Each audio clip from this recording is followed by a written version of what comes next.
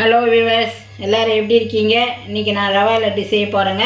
அதுக்கு தேவையான பொருளை காமிக்கிறேன். வாங்க வீடியோக்குள்ளே போகலாம். தேவையான பொருளுங்க, நான் இந்த கிளாஸில் 2 கிளாஸ் ரவைங்க, 4 முடி தேங்காய் திருவி வச்சுருக்கேன், திராட்சை முந்திரி, சர்க்கரை 1 கிளாஸ் இந்த அளவில் பொடி பண்ணி வச்சுருக்கேங்க. இதோட ஏலக்காய் போட்டு 4 ஏலக்காய் போட்டு பொடி பண்ணி வச்சுருக்கேங்க. இந்த சர்க்கரை அளவு தோராயம் தாங்க. ரொம்ப இனிப்பு அந்த மாதிரி இருக்கிறவங்க இந்த அளவு எடுத்துக்கலாம். இனிப்புன்னா இன்னும் கொஞ்சம் கூட சேர்த்துக்கலாம். நம்ம கலக்கும் போது அதோட தெரியும்.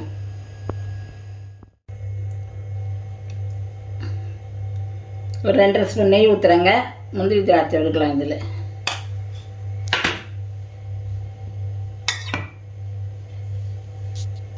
காயிட்டும் கொஞ்சம்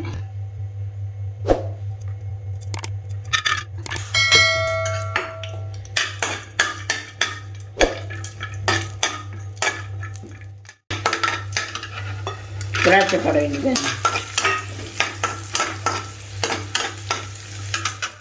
ரவையை போட்டேங்க. இந்த ரவை நல்லா வதங்கிட்டோம். தீ வந்து கம்மியாக வச்சுக்கணுங்க, அதிகமான தீயை வைக்கக்கூடாது.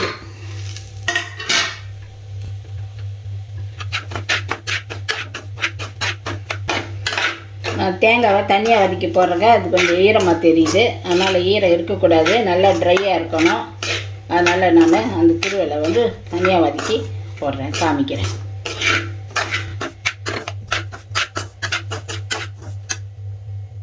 நெய்யோட வாசனை, ரவை வறுக்கட்ட வாசனை, நல்லா சூப்பர் ஸ்மெல்லுங்க.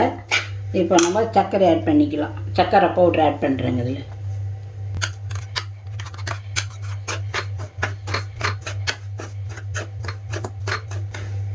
பாஸ் பண்ணிக்கலாங்க. இது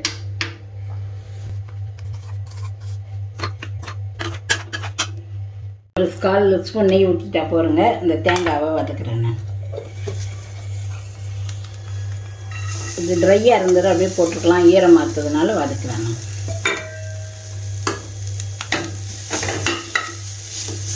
இதே மீடியம் ஃப்ளேமில் வச்சுக்கணுங்க.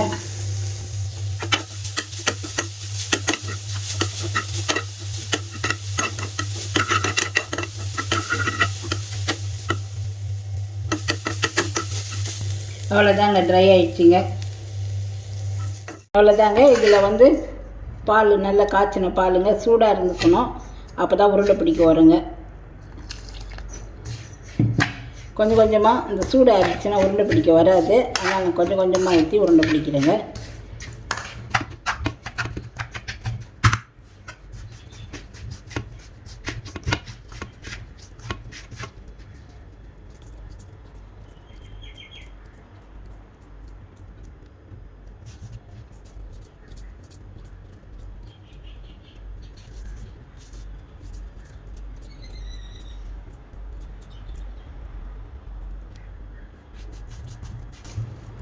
இந்த மாதிரி மொத்தமாக நான் உருளை பிடிச்சி உங்களுக்கு காமிக்கிறேன்.